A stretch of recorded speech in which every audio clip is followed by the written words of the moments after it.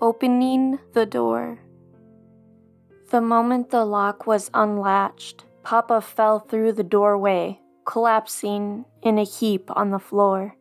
Thank you. He wheezed, his face stricken. Toby slammed the door shut and relocked it, eyeing him uneasily. I knelt down and propped his head off the floorboards. "What happened?" I asked, studying his face. He shuddered, staring up at the ceiling. I lost track of time. I didn't realize how far from the house I was. I got turned around in the cornfield. Couldn't find my way back. He gasped, shaking with fear. Toby knelt down beside us, his eyes wide. Did you see them, Pa? He whispered. No, but I felt them. They're out there. They followed me back. My stomach dropped.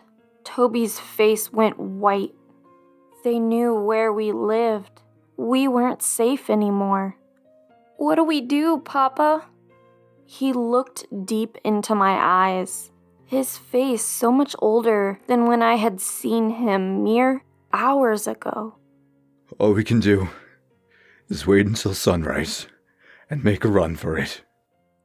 I made him tea and wrapped him in a quilt to warm him up. We packed while he rested in hopes that he would recover from his ordeal by morning. Only the essentials. He kept saying from his chair, shivering and quaking. Even though he was sitting by the fire, nothing seemed to warm him. Toby kept looking at him with deep concern. Once we went upstairs to pack our bedding, he grabbed my arm and pulled me close. Listen, Lisa, I don't think that's Papa, he whispered. He went to say more, but I covered his mouth with my hand and glanced behind me.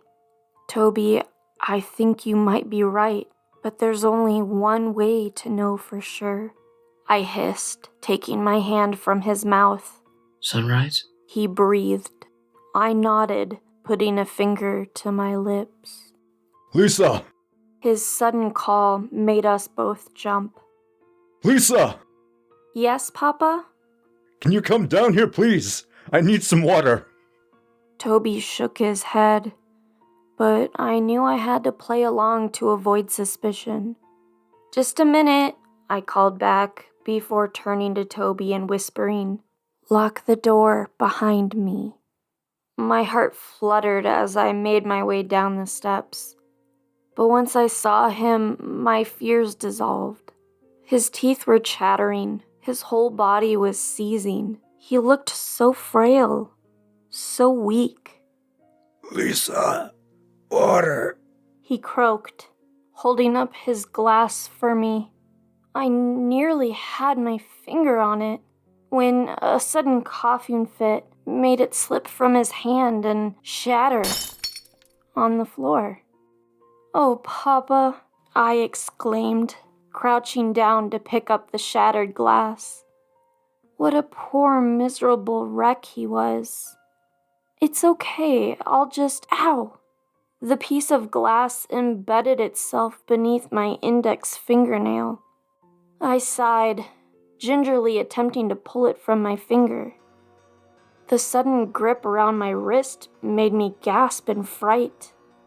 May I?